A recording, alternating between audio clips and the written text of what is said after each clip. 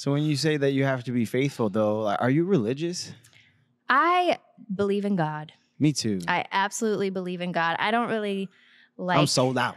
I just don't really like, are you religious? I don't know. Like, I have a very strong belief system, and I believe, and I'm constantly... What do you believe very strongly, like with respect to God?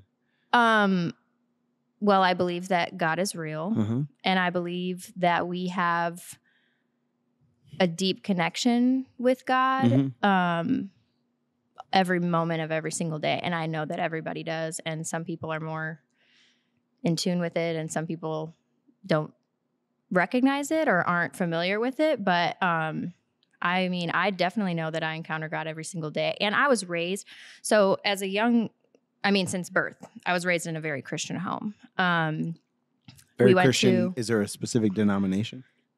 I'm not super familiar. Got it. I think it was like evangelical. I Like we had I don't know if missionary... that's a denomination. Evangelical, I believe, is like I think it's an adjective that like describes somebody who like goes hard. Oh. For like a better word. That's all that I really heard about. I mean, the church that we went to is like Christian church. Yeah. It wasn't Baptist or Lutheran or anything like that. So I just mean, a regular, maybe Christian. a non-denominational. Non-denominational, maybe.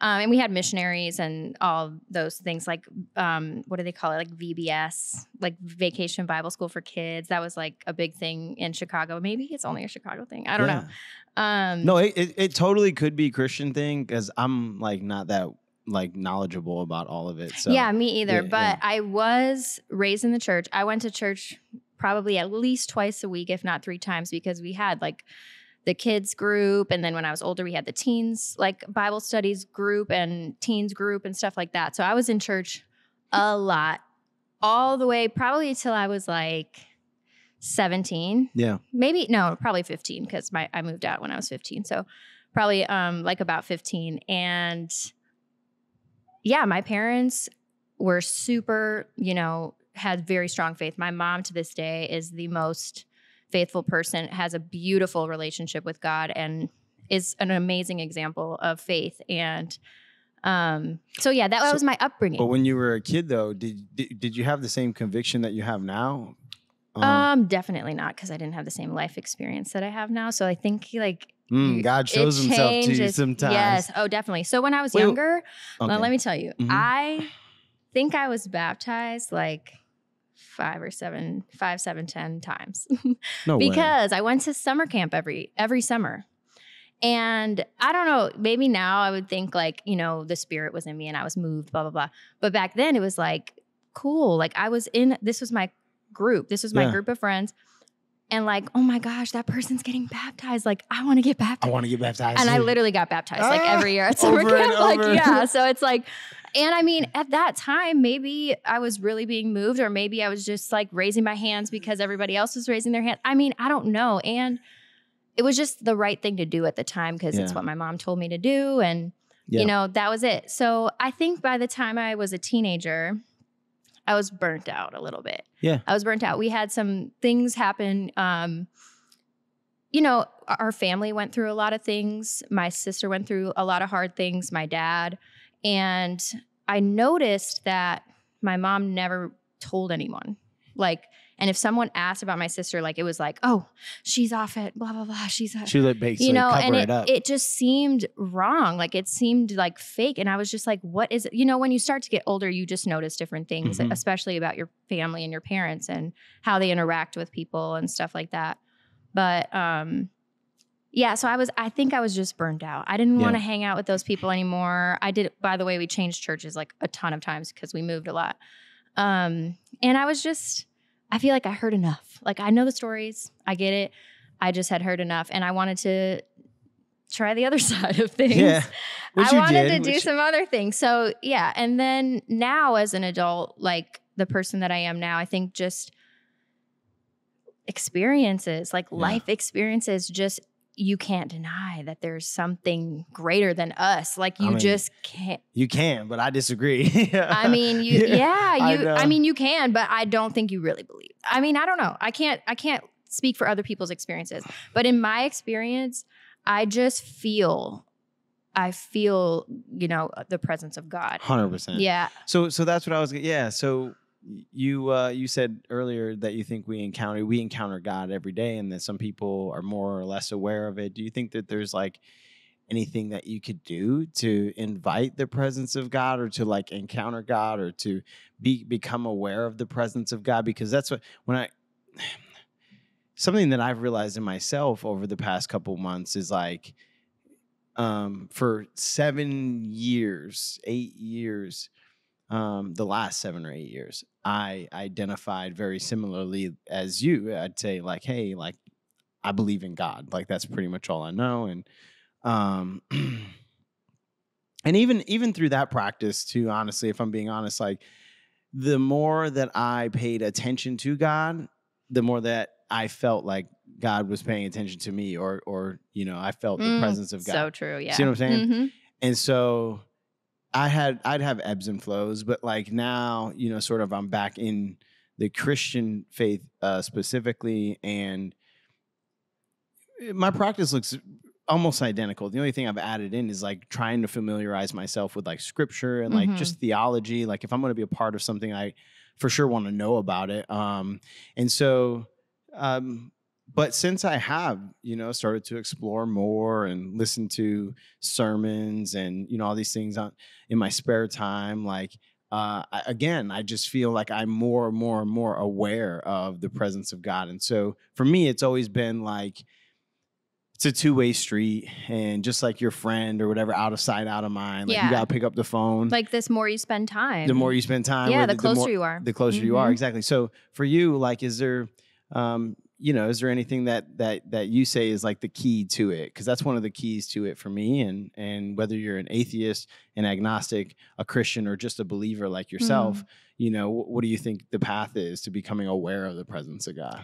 Yeah. So, if you would have asked me like this question, like about are you religious, like probably a year or two ago, or either one, a year or 2 years ago, I would have said no way. Like, no, I don't. I believe, I would have answered it in a different way. Yeah. Because I think I just had this, I don't like to say like, I hate using the word trauma all the time, but like I had church trauma. Like I just felt like I was betrayed by people in my church, or I saw like the, hypocrisy in the church, things like that. Right. Even from like pastors of my church and things like directly. And so I think I was just burned in that way. And so I just shunned it, like all of it. I didn't want to be called Christian. I didn't even say the word God. Like I would never even say the word God. Say universe. I would say spirit or a source or universe or whatever. And I still use those words because I think, it's whoever. What I realized was synonymous. It's the same thing. So when I'm talking to my mom, who is like Christian. Yes. Oh yeah. And you better say God. Yes. Well, she says, she believes in the Old Testament only. And so she says really? Yeshua or something. Huh. And so when I was talking to her back a couple years ago, I would be speaking to her as if we disagree on all of this stuff. Yeah. And what I came to realize was that it drove a wedge in our relationship, because she constantly is talking about God every single day. And I'm like, Mom, shut up. I don't want to hear about God. Like, oh my God. But now I realize that we're all talking about the same thing. When I am at night, I meditate every night before I go to sleep. Mm-hmm. It's the same thing as prayer. Yeah. We just call it two different things. Like, I mean, there's a practice of meditation that's different, but to me, I was calling it like, oh yeah, I was meditating this morning, but I was really praying. Yeah. I'm giving thanks. I'm expressing gratitude. I mean, who are you talking to? You know what I mean? It's like, I don't know. When people are like, oh, I was doing my gratitude journal, it's like, who are you thinking? And I don't even think you have to think of it as a person, because it's not a person. It's not a person, yeah. But are you thanking yourself? Yeah. Are you thinking, you know what I mean? We're thinking the same thing. Me for believing in me. Exactly. First of all, literally. But I just started to realize that me and you can relate. If I need to use the word God to relate to you, because we're literally talking about the same thing, then I'm going to use the word God. You know what I mean? Like it's...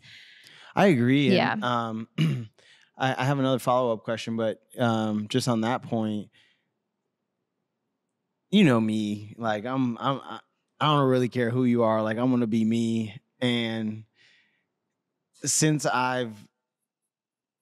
first of all, I'll say that very similarly to you, I pushed away the label of Christian because of the same exact reasons that you did, like all the hypocrisy and I used to look around at all the, the people that were immediately in my vicinity and say, well, if that's what being a Christian man is, then I'm not that, Absolutely. So like I was just a believer for a long time. And that is what pushed me away. But, and then also the same realization that you're highlighting now, which is like, I read the Quran, I read the Torah, I read the Bhagavad Gita, I read the Talmud, I read the Old Testament, the New Testament. And I said, man, all these people, it's the same. They all agree on one thing, which is that God is real. And then they disagree about the details, and the details, like, I really don't care about the details. I'm trying to figure out if God is real or not. Right. Right. So at that time in my life, that was enough for me. And I'm like, you know what? Cool. I'm going to stop investigating. I'm sure. But yeah, so I wanted to ask you, like, how did this? So you said 2 years ago you would have answered differently, and you would have said no, maybe. So, and it sounds like when you were a teenager, you kind of got away, you got turned off by the church and by religion. It sounds like. So when you first started re-embracing a spiritual life, like, because I that's what it is. Yeah. When you started re-embracing a spiritual life, how did it start for you? Because you highlighted a few things just now that's how it started for me, and I'm curious. It was a very dramatic story, actually. Yeah, let's hear it. So I talk about it a lot. But I think that actually, it's funny that I say that, because as a kid, when you're in church, it feels like everybody's stories are so dramatic. Like when they're sharing, like, how did you become one with Jesus? Saved. They're like, oh my gosh, I was saved from I know. I got saved from a car accident. Listen, I got saved too. But it's true. Something happens in your life and you are convicted. I mean, that's the word they use, right? Like you're convicted. You are, because it's undeniable. But I was going through a really hard time, and I was in a very dark place in my life. This was, when is this? Yeah. 4 years ago. And like, what kind of, like, I don't. So I'll go into detail. So I moved to St. Louis I'm from Chicago originally. I know you know that, but not everybody does. I'm from Chicago, and before I moved here, and like, you like to emphasize, like, actually Chicago. Yeah. Yeah. I lived all over. No shade. Yeah, no big deal. I mean, Chicago's amazing everywhere. I went to high school in the suburbs and everything, but yeah, so I'm from Chicago. Before I moved here, I worked for a medical travel agency, and I worked in hospitals all over the country. And when I was living in Dallas, I was 21. I was the youngest person to get hired by this company, and I think they learned their lesson after that hire. Oh, really? No, it was a sweet job. I got paid tons of money. I was getting paid so much money. This was like my job, kind of similar to your situation, where someone was like, why would you ever quit this job? Why would you quit this job? You're 21. But in my head, I was like, if I can get this at 21, I can get this at 41. Like, I can get another one. Screw it. Yeah. But anyway, so I had that job. I was working in Dallas, living life. All my expenses were paid because I was a traveler. My apartment was paid for, a car, everything. And I ended up meeting a guy who was from St. Louis, actually. Not a good guy, but I didn't know that at the time. And he eventually started like flying me out to St. Louis, and we ended up dating. I moved here. I never fully moved here. I always had an apartment in Chicago, but I was living with him. Yeah. And we got involved with each other really heavily. And he was just, it's like, I hate to talk about him like he's like this horrible person. We were both just horrible people at the time. We got into drugs, and we were just partying all the time. He was selling drugs. And then I stopped working. I actually quit my job for that reason. Like, sometimes, when I don't want to tell everybody my deepest, darkest secrets, I'm like, oh yeah, I left this job for this or whatever. But that's why I left, because I was like living it up. He was paying fast life. He was paying for everything. I didn't have to work. But it started getting really bad because I started not wanting to tell my family what I was doing. That's when things started getting really bad. Like, why did you quit your job? Oh, I got another job out here. You start lying, or because you don't want to say, oh, my boyfriend's a drug dealer and I don't have to work. He's paying all my bills. Like, You know, like that's just not something you want to tell your mom and dad. It's so crazy how like when you have the urge to lie, like it's a really good like moment to do a gut check. But it seems like in life, there's like a moment where you start lying and you think about it, and then there's a very short period of time where you think about every lie as before, as, or after you tell it. And then once that very short period of time passes, you're officially in the period of time where you don't even think about lying anymore and you just lie. Oh yeah, absolutely. And like that's your opportunity to like course correct. And I've learned that lesson the hard way, obviously, and dove headfirst into a life where I just lie like without even thinking about it. And it's so hard to break that habit once you get past that. But absolutely. And once I started that whole like separated from my family because I was, lying to them about everything. Then it's like everyone I met here I was lying to because like you just become like a completely different you become person. The lie. Yeah. You just like don't even know who you are. Yeah. And honestly, over time, I was with him for 3.5 years, and over time, you really don't know who you are anymore. Yeah. And after like 3 years went by in the blink of an eye, and I was like, oh my God, like my family doesn't even know who I am or what I'm doing. Yeah. And I will say I have 3 brothers and a sister in Chicago, and I'm extremely close with my family. I'm very close with my mom. And so to say I wasn't talking to them I didn't talk to my sister for almost a year. And I think because they just were like, you're a phony. Like they knew? Yeah, they knew that. Well, call my mom right now and ask her if I'm a good liar. I'm the worst liar in the world. Like so bad. Everybody knows immediately if I'm lying. Like it's really embarrassing. So like right when I told her like, oh yeah, I got a job in St. Louis. Like she was like, why in the world would you ever move to St. Like no way. And why would you leave that job? Why would you leave that job? And why aren't you telling me? I told her I was like working for like an event space or something, some server job because I used to serve a lot.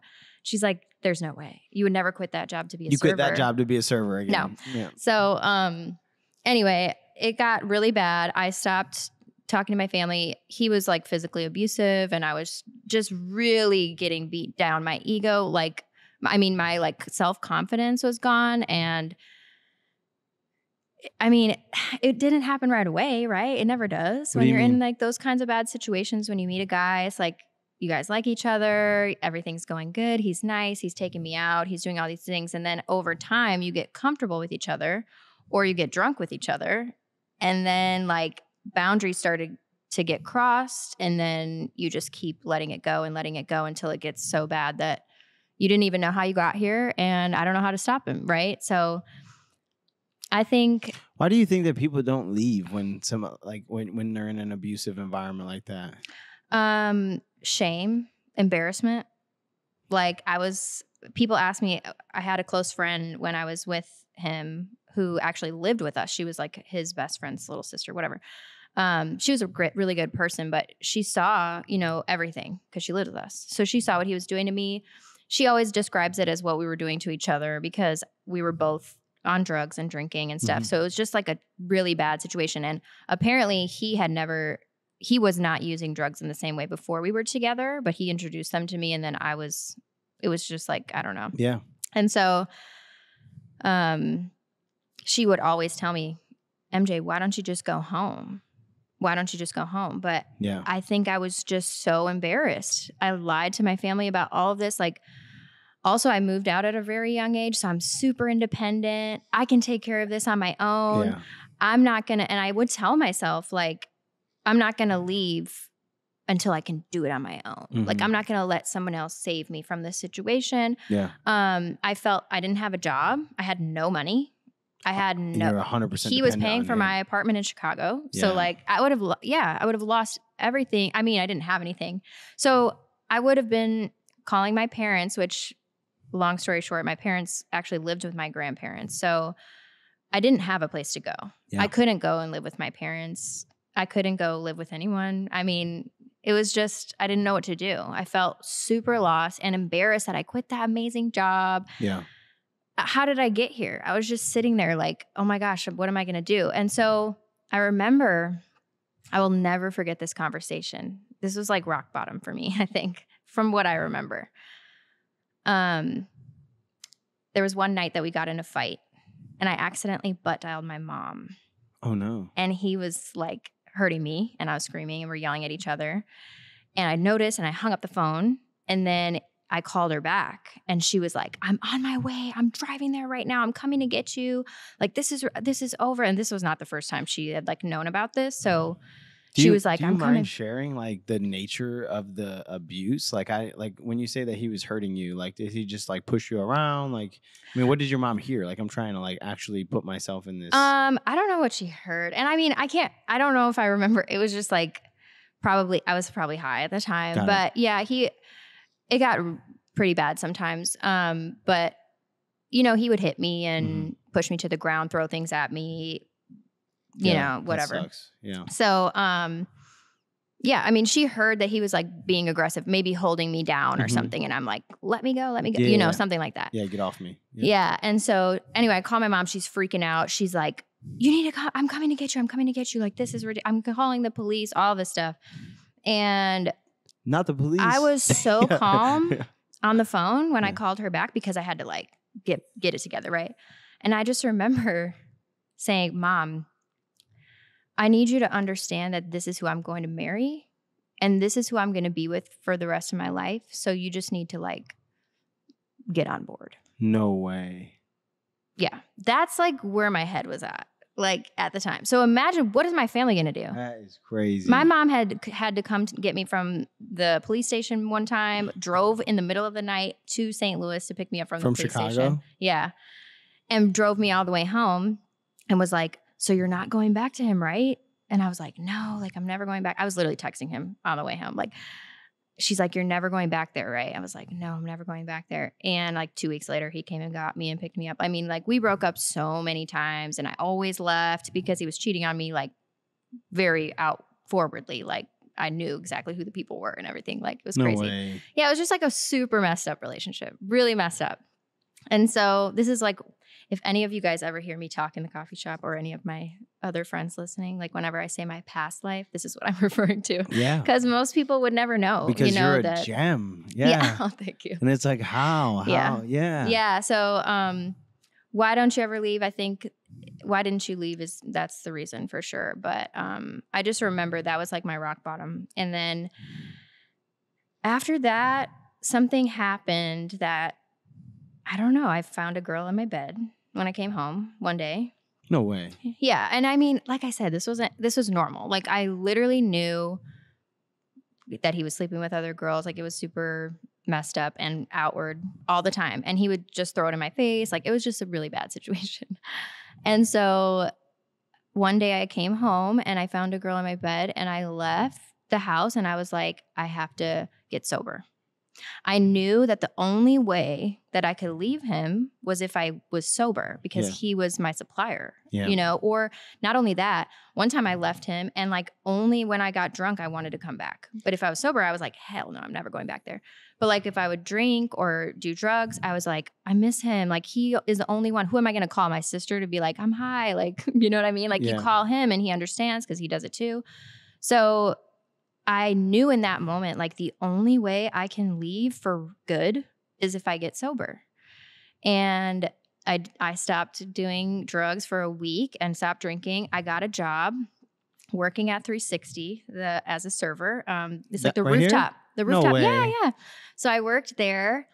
And I started working. I started getting my own money and I was like, okay, I'm going to do this. I think it was like literally 2 weeks went by. And I'm working on this, but I'm not like perfect, right? Like I didn't really have the tools I needed to get sober by myself or anything like that. But I just was so determined to like leave his house and get my shit together. Yeah. And so I'm working at 360 and I met my current boyfriend, Jalen. Really? Yeah. He was a customer and he tried to talk to me. And by the way, like my ex, he would send people to my job to like watch to make sure I wasn't like flirting with guys or like giving people my number. Yeah. He would send people. So, and everyone knew me because my ex like was pretty well known. So someone's going to recognize me when we're out, like for sure.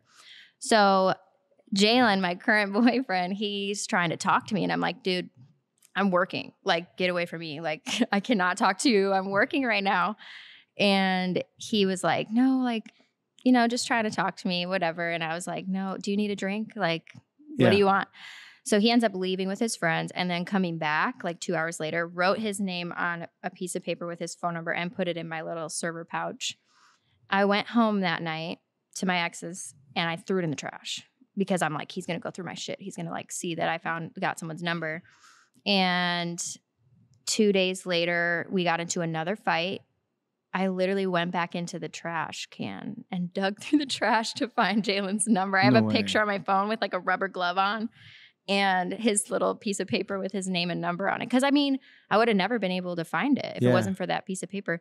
And it's funny because Jalen jokes now. He's like, good thing your ex was a piece of shit and didn't take the trash out because he would have never found me.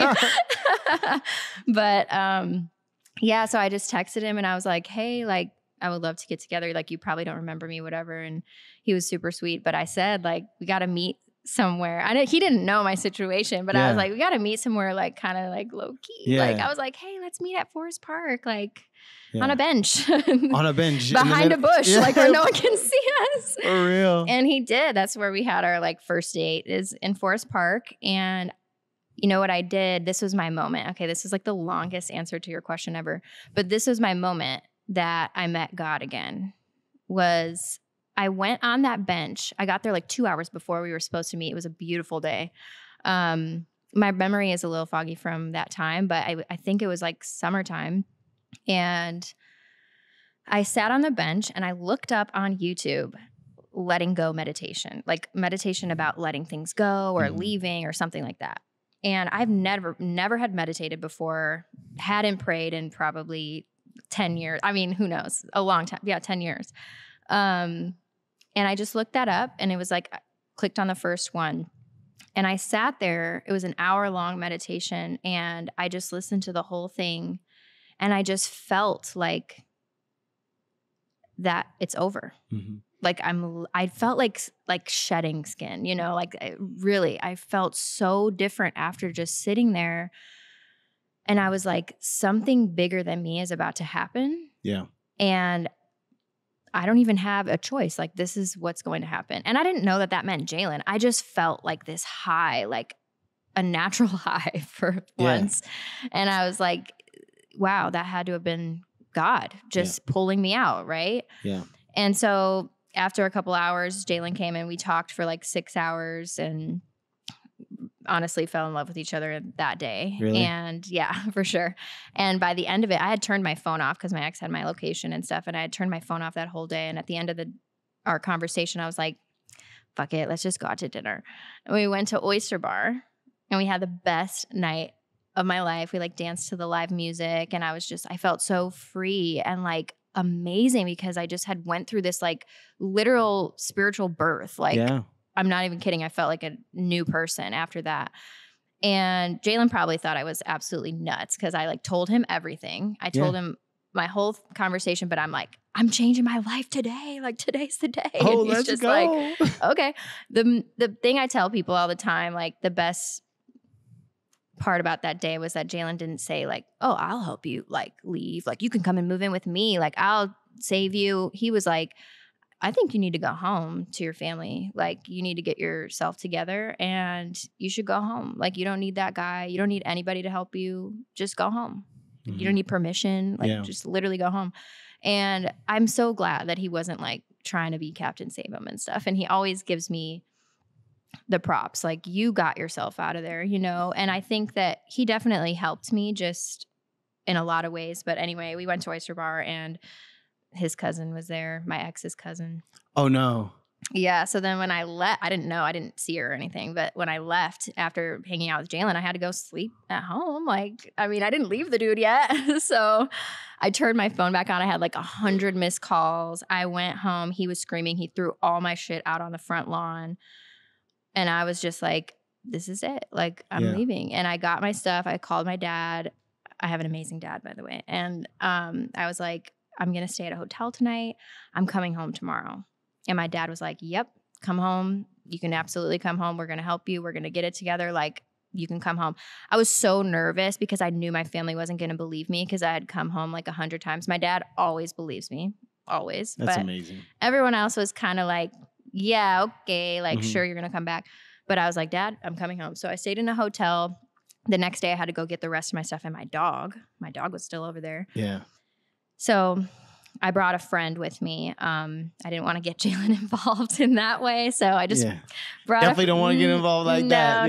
No. So I brought a friend with me, and she's still a really, really good friend of mine. Her name's Alyssa.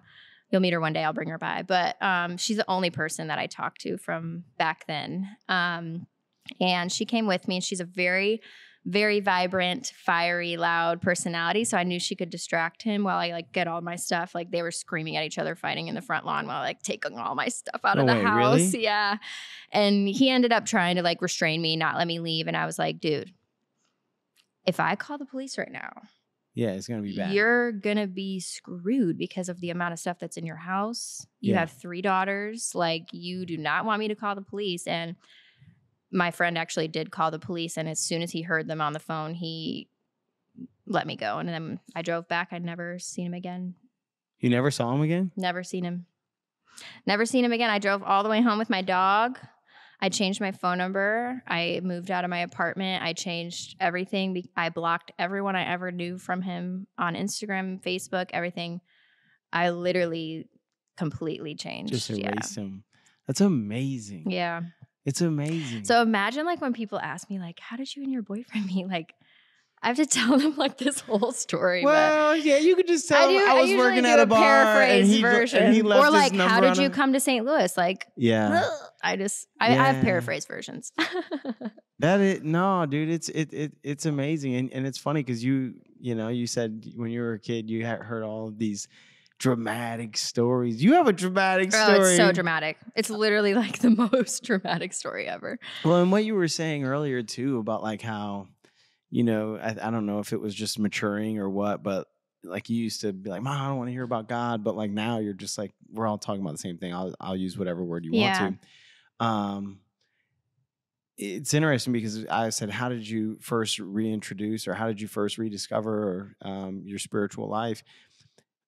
What it sounds like is like you just have to be open to it, and it's a shame, but I think a lot of people's stories are so dramatic, at least coming back to faith, it's so dramatic because it takes sometimes like hitting like an actual, like you thought that night when you butt dialed your mom was rock bottom, but rock bottom might have been that day on the bench where you actually finally decided to hit up this other guy and see if life could be greener on the other side. Like that's like the breaking point. Like, you know what? I was 1 week sober. Well, like I was just up. like, I don't think I can do this. Yeah. I know. It's man, it really is amazing. It's almost like kind of what I was saying in the beginning about like, paying attention or giving your attention outward, or you choosing to do a meditation and then like God just showing up for you in that moment. That's so crazy. And what I started to say earlier too, when I was like, man, me, I don't really give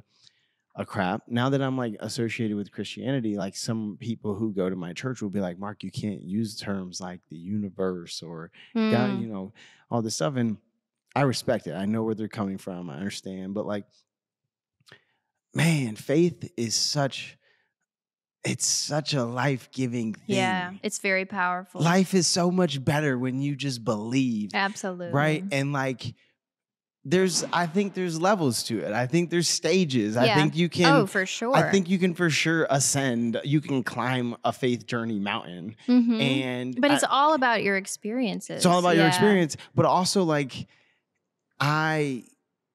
I really, really, really aspire to like just inspire people to even be open to it.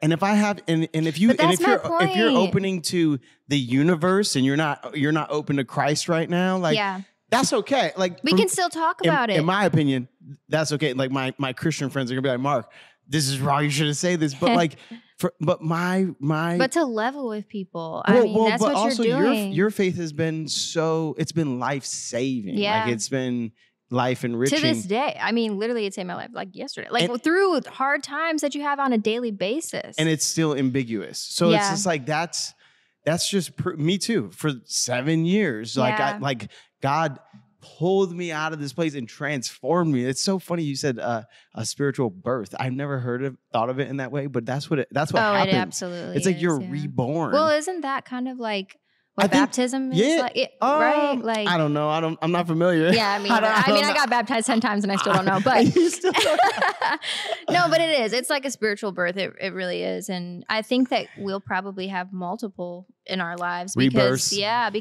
because that was like a drug abuse, like a substance abuse rock bottom. There's going to be other times that you hit really low points, maybe in your marriage or in your business or in where you are just like, God, what else? I have nothing. Like, that's the only thing you can give do. up. I give up. Yeah, there's I'm nothing giving it you to can you. do. I mean, even with our car situation I was telling you about, I was like, what are we going to do? Like, I just, all the time. And you have to just trust that, there's a bigger plan at place. It's interesting you telling me the story about the car. I wish it was rolling when you were telling me that, because it's relevant to something I've been working on hard a lot. But before we got on the air, like MJ was sat down and like kind of exasperatedly said like, man, you know what? I don't even know why I try to make any plans. You know, I'm just gonna like just let no plans. I'm just gonna let life happen and just roll with it as it goes.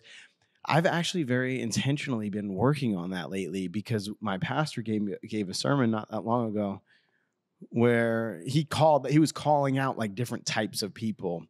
And one of the types of people was like, he's like, you're the type of person that you make plans and then you ask God to bless your plans rather than just asking God for his plan. Yep. And I said, man, that's me. That's me. I knew I had to admit that. That's me. I make plans and I'm like, God, make my plan work. But God's plan is better than your plan. Yeah. And like you were saying, it's ridiculous to make plans because nothing ever goes as planned. Yeah. And I think like a couple years ago, I would have said like, whatever is meant to happen is going to happen. That was always like my mantra. I never said like God's plan is going to come, but I was saying like, I truly believe that whatever is meant to be will be. And I still 100%. 1000% believe that. And it really is, it's peace. Because you can just let go of control. You have to like let go of control. And I mean, as a business owner, that's really hard to do, especially when people are like, what's your 5-year plan? What's your 10-year plan? I'm like, how could I ever know? I just have to see the end of this week. Homie, and then maybe I'll plan the next week. Yeah, like I'm just like, because honestly, I think it's limiting. I think that's a limiting way to live because I believe that the plans are way greater than I can even imagine. Oh, ain't that the truth? I really do believe that. And people are like, well, what's your goal for your business? I'm like, my goal is just to keep going, work as hard as I can and put every cell in my body into this thing that I've created and let God live through my business. And that is going to be beautiful no matter what, right? Like That's it amazing. really is. Have you read The Alchemist? No, I haven't. What? I haven't. MJ. I have the longest list of books. Actually, MJ. I watched this book is episode from you like a couple weeks ago, and I have the book in my freaking bag. Which one? Find Your People? No. Well, I'm reading that right now. That's another one from you. That one's fine. It's called the hospitality one. Oh, we're not supposed to talk about it. I know. Hey, don't talk about that. I know. We're not supposed to talk about it. No, but yeah, okay. The Alchemist. I'm gonna add. But The Alchemist is anyway. There's this word that, dude, for real, The Alchemist might be single-handedly responsible for my spiritual life. Yeah. Like it inspired me. Like, so there's this word. It's an Arabic word. Maktub is, I believe, how it's pronounced, but M-A-K-T-U-B. And in The Alchemist, that word is used frequently, and it roughly translates to "it is written." And basically, what they're saying is like everything that happens is already written by the hand of God. And so, what I used to tell myself is very similar to what you were just saying, but the way I say it to myself is everything always happens exactly the way that it's supposed to. Yes. Right. And what you're saying, it's so freeing. It's so liberating to accept that in your heart. It really is, because then when something doesn't go as planned, like, and you have the impulse to get upset, you can just be like, no, this is for sure going to be okay. And it's actually okay. And it's good. You're like, thank God I didn't get accepted to that, blah, blah, blah, blah, blah, because now I'm going to get a new opportunity. And I mean, I was even saying that about the cars. I was like, you know, it's really hard to get 2 new cars at the same time financially. But I really do believe that, okay, I have this new financial responsibility. So I'm going to be blessed with new financial blessings. I really believe that that's how it works. Yeah. I mean, I really do. So dang, that's amazing. Thank God I crashed thank God we crashed both of our cars in the same week. Oh my gosh. I know. Maybe I didn't feel like that in the moment, but it's true. Okay. So, dude, let me think. Where do I want to go now? So tell me about your business. Okay. You're in St. Louis now. And, honestly, it seems like all the girls in my life, all the women that come to the shop, they all know you. They go, I don't even know what they do there. They get their I don't know what they do there. It's crazy. It all started like because of First Form. Well, SEMA. Really? It started because of SEMA. Oh, and SEMA worked at SEMA was my first one of my first clients. No way. Like not my first client, but she was one of my first clients. And me and SEMA go way back. This was when I had my business out of my house. I was taking clients out of my house. So this is like, Wait. So okay, so you hold on. So you go back to Chicago after you get out of the relationship. Okay, when and how did you end up making your way back to St. Louis? Because I think we're skipping a big chunk right now. Yeah, about 6 months actually. It's not as big as people might think, but I meet Jalen. I literally left the day after. Like we had our first date. I left the day after, and me and Jalen weren't together or anything. I was just like, I gotta go home. Nice to meet you. Bye. So I go home. That stinks. Yeah. Poor Jalen. I know. Yeah. Trust me. Anybody that knows him knows that he's an incredible man. And he is the most patient person I've ever met to this day. And he has I've put him through so much shit. It's all right. It's worth it. And he is amazing. So amazing. So yeah, speaking of patience, I went home. I told him, like, look, I was a drug addict for the last 3 years.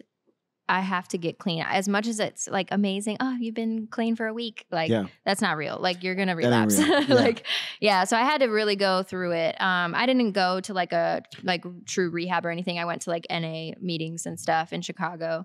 And honestly, I believe that God took that away from me, and I really didn't have that hard of a time. But I had to change my lifestyle. Okay. I couldn't work as a server anymore. Yeah. I was going to say that earlier because you said you got a job at 360 and you were like trying to like get clean. And I'm like, but you're in a kitchen, and as a former drug addict, I know that kitchens. I was doing drugs when I worked there still, but no. And actually it's funny. I'm going to come back around to that because the management and everybody like knew that I was on drugs like at work. And I mean, I was super unhealthy. I was like 80 pounds, super skinny, never ate a drop of food. So I mean, I was definitely doing drugs. And like I said, I was struggling. I was like literally 5 days clean probably when I met Jalen. And like, that wasn't even clean. I don't even call that clean. That's not clean. I was just like on a 5-day, like not a bender for once. Like, you know? So anyway, when I went home, I did actually still work in the restaurant industry for a while. But I don't know. I just stopped. I had to stop drinking because drinking always leads to drugs no matter what. So I stopped drinking. I was going to meetings. And I built myself a routine. I built myself a daily routine. I was journaling every day. I was praying and meditating every day. Actually, that meditation that I listened to that day, I've listened to every single day, including last night since I met Jalen. No way. Yeah, it puts me to sleep. I could recite it to you right now. It's an hour long, but I know the whole thing by heart. That's amazing. But it's so calming to me. I don't know. It's like so amazing. And I really would love for people to listen to it if they do like to meditate. Send it to me after the show. I will. It's so good. And so I was doing that. I was reading. I wasn't really reading. I was meditating a lot. And I still was on this like high of just like, Jack, hold on 1 second. We should put that meditation link in the show notes. Yeah. So that people who listen to this, I can tell you exactly what it is, but I'll tell you later. You send it to me. I'll send it to him. It's really good. So anyway, so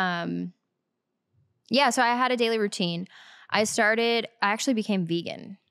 So Whoops.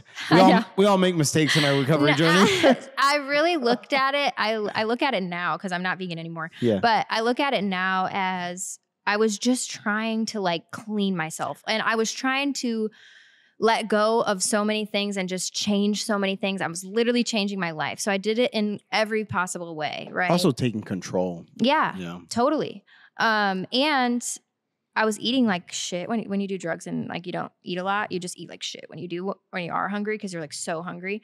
So when you're vegan, it's really hard to eat like fast food. Like there's nothing you can really eat. You have to cook your own meals. So that was like a discipline thing. Like that's really what it was. It was me disciplining myself. You're not doing drugs. You're not eating meat. You're not drinking. You know what I mean? Like, so I did that for the 6 months I was in Chicago. I was getting closer with my family, but it was hard. It was really hard. And actually, me and Jalen were kind of like texting and getting to know each other. And I wanted him to come and meet my family because I'm like so excited. I'm like, I'm changing my life. I met this amazing guy. I want you guys to meet him. And I was like, I want you to come and meet my family. And my family was not ready to meet a new guy from St. Louis. Yeah. That I'm like barely clean, all this stuff. They don't want me to fall back into my own ways. They don't even trust that I'm not talking to my ex, like all this stuff. So I had Jalen come and meet my family. And I told him, I'm like, they're not going to like probably even bat an eye at you because they're so sick of me. And it's totally not your fault. Yeah. And that's exactly how it went. Like, I don't even think my sister said one sentence to him. And they still like joke about that to this day because they're super close now. But it was really hard to gain my family's trust. I mean, I broke my mom's heart. I shattered her heart into pieces. Like when I told her that on the phone and time again, I can't imagine. I don't have kids, but to watch your child like choose that life and to literally say it to your face, like, it's basically saying, I don't care about myself. Yeah. At all. Yeah. I take my whole life for granted. Yeah. Yeah. And so, that was really hard for my family. It was really hard for me, but I'm telling you, I was like on this, there was just a driving force coming out of my body. And I was like, I don't care that you guys don't believe me. Like I'm doing amazing. Like my life is changed. I've changed my life. Like I didn't even care that people didn't believe me. I told Jalen, I'm like, they're not going to like you, but I know you. Like I know that you're a good person. Yeah. I already like am in love with you. They'll come around eventually. Like, but you don't got to worry about them, you know? So anyway, it was 6 months that I was back at home and me and Jalen were getting to know each other, talking. Like I'm just floating and I'm like, you know, we could do anything. Like I'm starting over. Yeah. He's actually originally from LA, but his grandparents lived here and his parents ended up moving here like 9 years ago to be closer to the grandparents and because it's cheaper.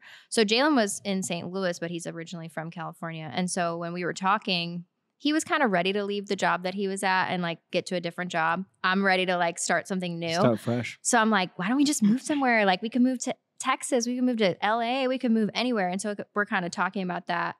And like we were kind of set on like moving to LA because he's from there. He has friends there. And I was like, I could go to esthetician school. I knew I wanted to go to esthetician school. That's another story. But I did have that dream to start my own business. And I wanted to go to esthetician school. Even early, even before the drugs? So my dad owned businesses my whole childhood. And I always wanted to start something. Somebody asked me the other day at work, oh, you just like are super passionate about eyelashes and skincare and that's why you opened this business? And actually, no, I had no idea about eyelashes or skincare when I decided that I wanted to start a business. Yeah. I wanted to create something. Yeah. I wanted to, my family, I come from a family of creatives. Everybody's musicians and artists in my family except for me. I'm not a musician, but I am a creative and I wanted to create things. I have a lot of my dad in me and my dad owned four or five men's clothing stores in Chicago. Oh, that's fine. Resale, actually, upcycling really? Suits. Yeah. Super incredible business idea. And he was very successful. Unfortunately, he partnered with someone and lost everything to that partner. No way. Yeah. So imagine what my dad's number one business advice is to me. Never have a partner. Never have a partner. Yeah. And so anyway, that led to a really hard life for my dad. He comes from a horrible childhood. Yeah. He told himself his whole life that he would never have kids. He actually met my mom they fell in love with each other. He got married at 30 and they had their first kid when my dad, I think, was like 35 or something like that. They have 5 kids. Oh, wow. And my dad is an amazing father. He still is. And he built these businesses. And my mom, devoted wife, followed him through how hard it is to start a business. And this is before social media, guys. Yeah. Okay. So this was real work. It's okay. hard. He had to it's be still out real work. in What the you talking about? streets, Yeah. passing out pieces of paper. He was on radio shows. He was on TV. I mean, he was big time and he puts himself out there. I can't wait for you to meet him one day. He's an incredible guy. I learned so much from him every day, but he did lose his business. And I was actually 7 years old when he lost his businesses, and I was homeschooled up until then. Wow.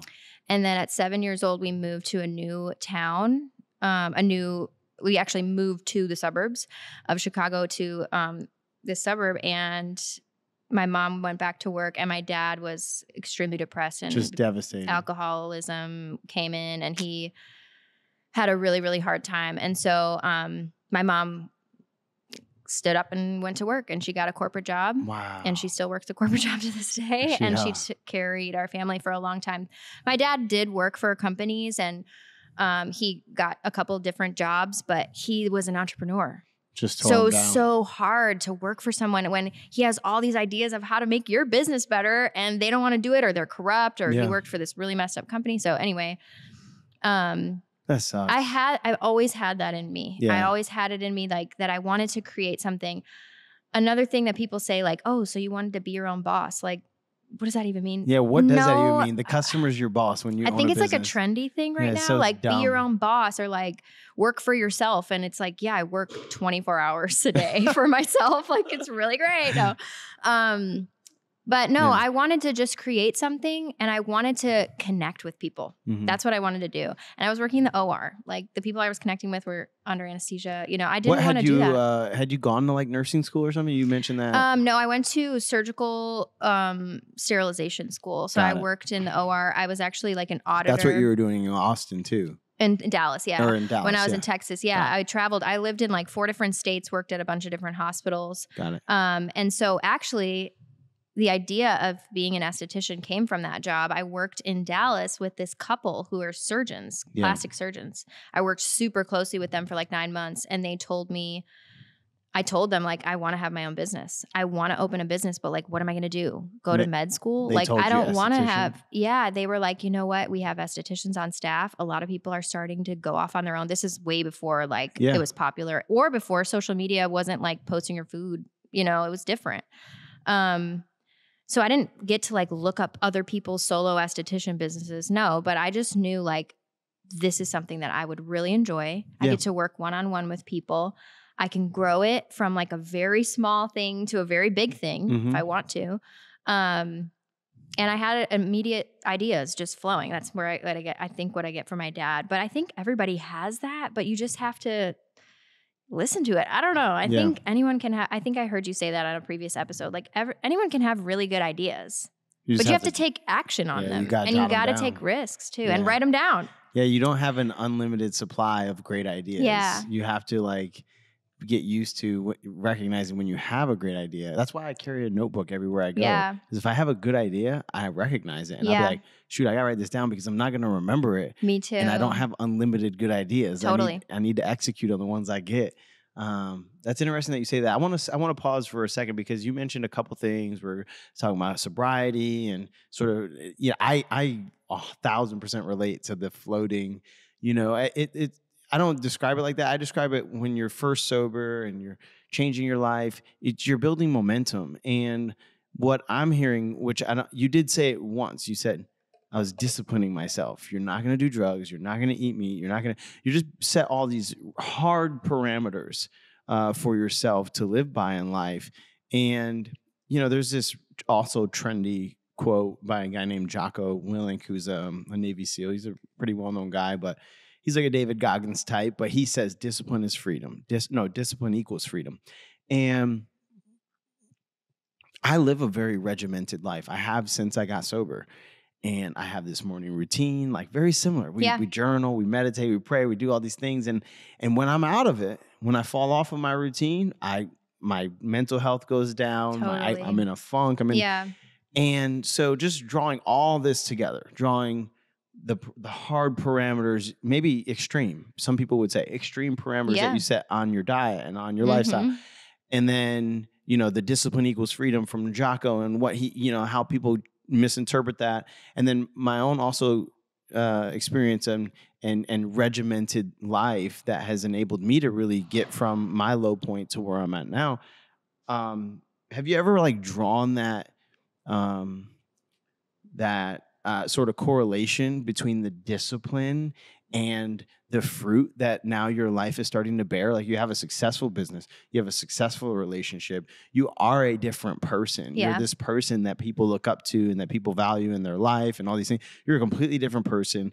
Do you ever like attribute it to living this disciplined lifestyle, or is that just a small piece of the puzzle? That's basically what I'm trying to ask. How big of a piece of the puzzle is actually living a regimented, disciplined lifestyle? Because maybe you've experienced this, but some people talk to me, they almost talk down to me, like I'm like shortchanging myself, like out of life. Like, oh, don't you just live a little, or you gonna take a vacation? And I hate it when people say that, and I don't know how to like explain to them, like, no, like I am me because I do this. So I actually enjoy my life, even though it's disciplined. I don't know.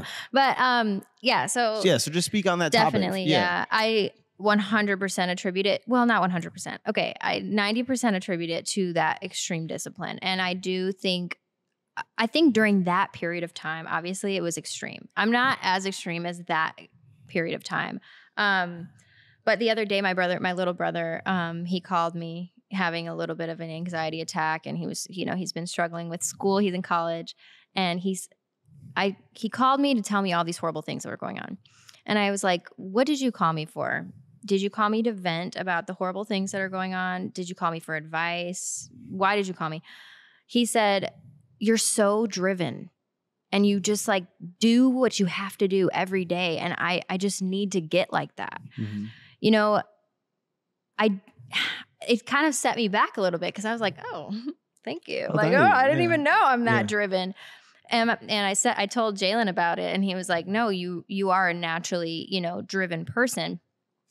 Am I though? It's not natural. I think that it's a choice. Yeah, you worked really long. And actually, I said the opposite. I just said it's a choice, but I actually said the opposite to my little brother.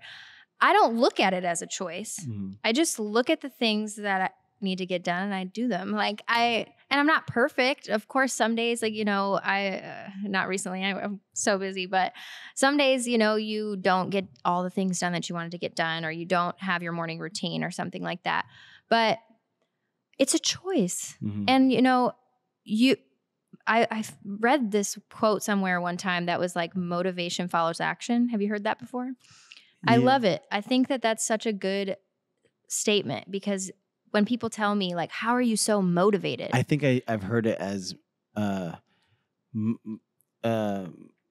something about motion follows emotion, or something like that. Like you have to do before you feel like doing. Exactly. Yeah. So I won't be motivated until I start doing something, and then I'll feel super motivated to keep doing it. Mm-hmm. Right. And I think that book, Atomic Habits, is like a really good part of that. And I preach that to my little brother, because I'm just like, do one thing.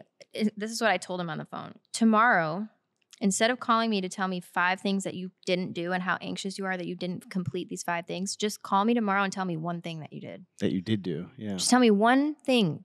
You don't have to get it all done in one day. You don't have to save the world and change your life in one day. Nobody can do that. Nobody can just change everything in one day. But just taking these small steps, and to get back to your question, like, it is about making those daily choices to commit that to yourself. And you don't have to be an entrepreneur or a business owner to do those things. You can, if you want to live a good life, you have to make the best 5 decisions today. I know. It really is. See, I think people don't value the concept and the reality of momentum enough. like momentum works in both directions. First of all, it's not just positive momentum, but Definitely. But like what you said to your brother is a really great trigger. It could ignite momentum in a positive direction for him if he just starts to focus on, okay, I'm going to set one goal and I'm going to achieve that goal. And then you feel good about yourself again. And it starts this cycle of momentum. And then I'll follow up with a follow-up question, which is, do you still have that same routine, that journal, meditate, pray, you know, and you said you already listened to that. Okay. So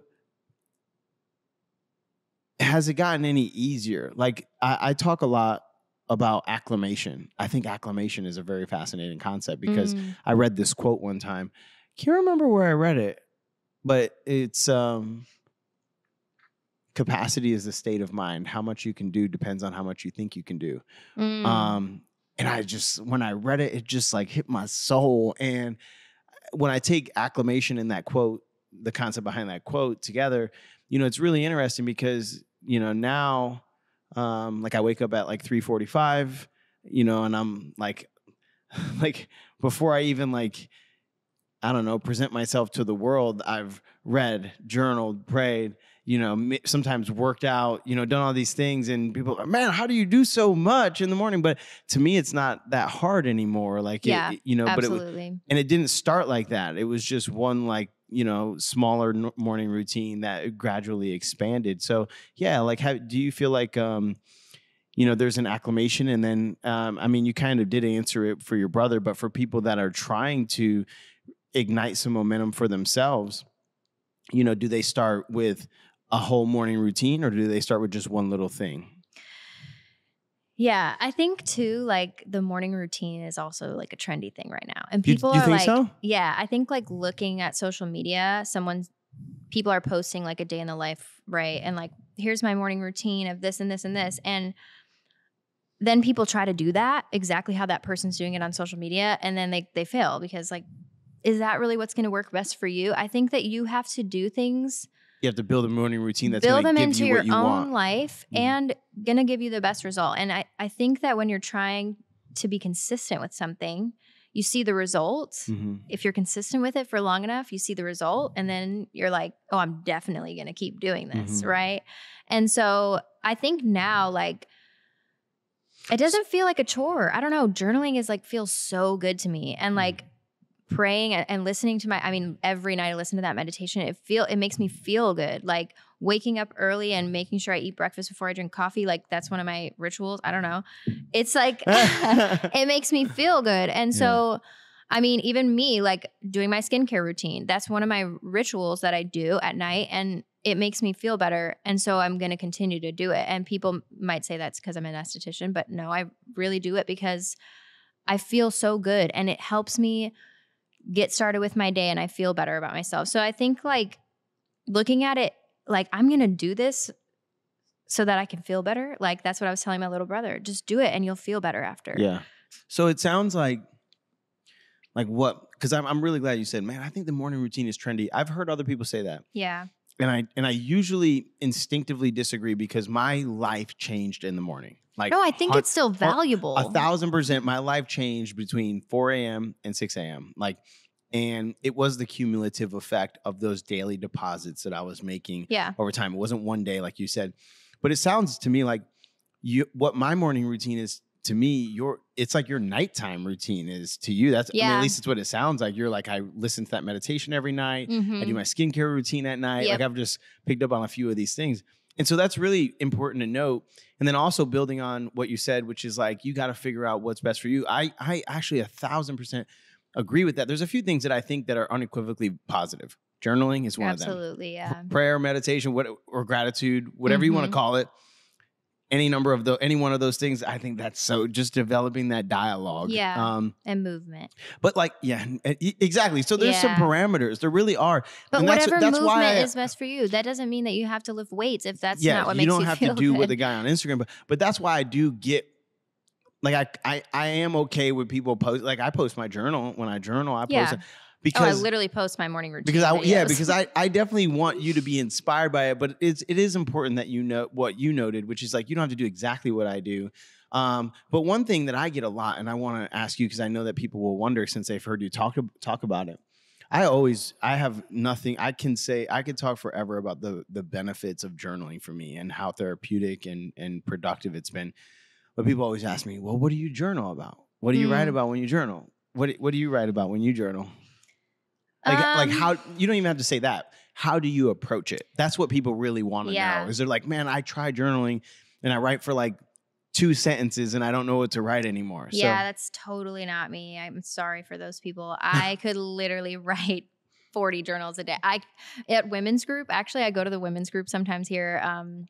I live pretty far, so sometimes I don't get to come, but I do want to come more. But anyway, I come to the women's group sometimes, and Lau's always waiting until everyone's like done writing. And like one time I like looked up and I'm like, oh my God, are you guys waiting for me? I will literally write all night. Like, do not wait for me. Like, just cut me off. Like, but how do I approach journaling? I've never been a journal prompt person. Me neither. And I think that some people really are. And that's why you should never do what everybody else is doing. Like, just find what's best for you. Try a journal prompt. And if you don't like it, don't do it. I literally write as if it's like a diary. I write it like a diary. And I actually think about, so I found this thing somebody said one time that was like, use the same book, use the same journal for everything in a year. And then like your grocery lists, like trying to pay a bill, writing these details down, and then also your journal entries, and use the same book for all of that stuff. And it's like, that's how you really capture like what you were doing. A year.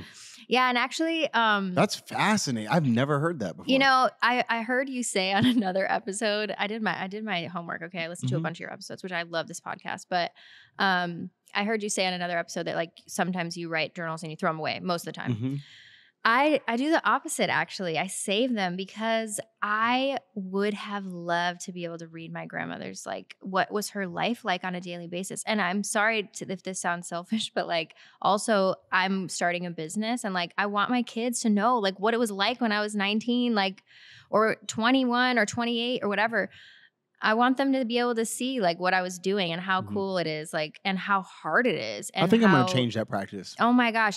Just for my kids, not for myself. I don't reread my journals. Let me tell you that. I would never do that. I reread my most, like the one when I was like, valuable one. When I was changing my life. I reread. In fact, that's the background on my phone is a journal entry. A journal entry. That's amazing. Yeah. Yeah. And so I don't necessarily reread my journals, but I save them because I think it's cool, like a little archive. Cool. Yeah.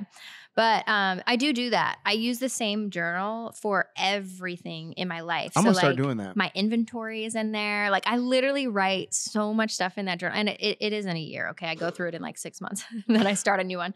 The only problem I can think of with that is that, I don't know if you know this or not. But yours is tiny. I carry around these pocket notebooks. But it's because of like, I never want to miss a thought. I know. Like, I'm like obsessed with that concept. Like, I don't want to miss something. I mean, you can do, so you're saying you'd have to save like 300 of those. Well, no, I wouldn't journal in that because it's not big enough. Like, for your actual journal So entries. what you're saying is like having everything in the same one, that would require me to carry around the big journal all the time. You need a purse. Yeah, get a purse. I do need a purse. You need a satchel.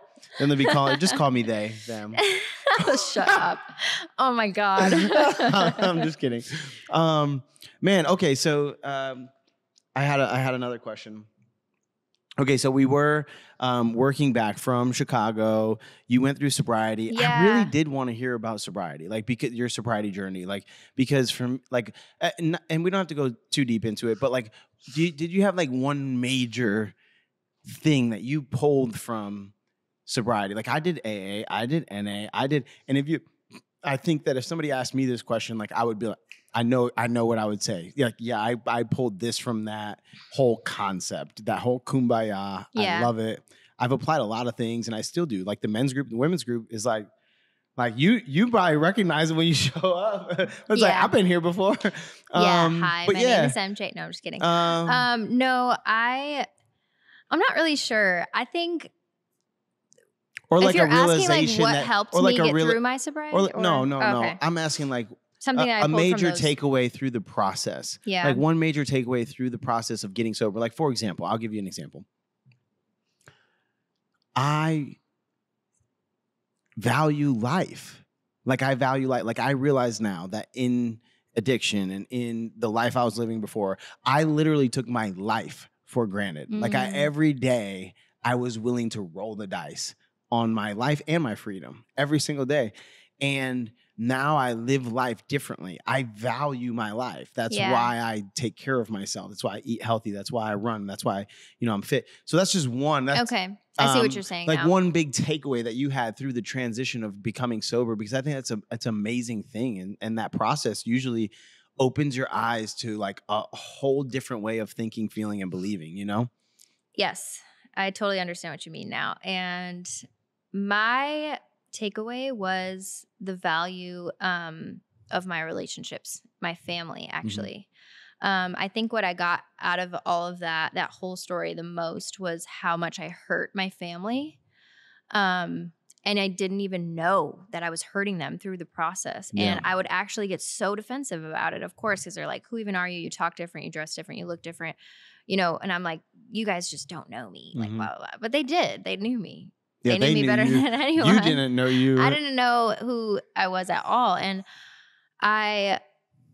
not only just my family, my closest friends from Chicago, my best friends who I'm still best friends with today, since I was born, they've been my best friends. It's amazing, actually, almost 28 years of friendship. And I didn't talk to them during that time. They didn't even have access to me. Like, I did not talk to my closest friends and family. And now I still live far away from them, but I value those relationships, and especially my parents. Like, oh my gosh, that's really what I took away from it. Like, I have an amazing family, and I am going to continue to grow my friends groups and my circles. And like, that's why I love that book so much, because that is like my life's mission, I think, is just having deep connections with people and real valuable relationships. And that's why I love my job so much, because I get to do that every single day with my business, which I'll get into more, but that's definitely what I took away for sure. And I mean, the most impactful moments of my substance abuse was me hurting my mom on multiple occasions. And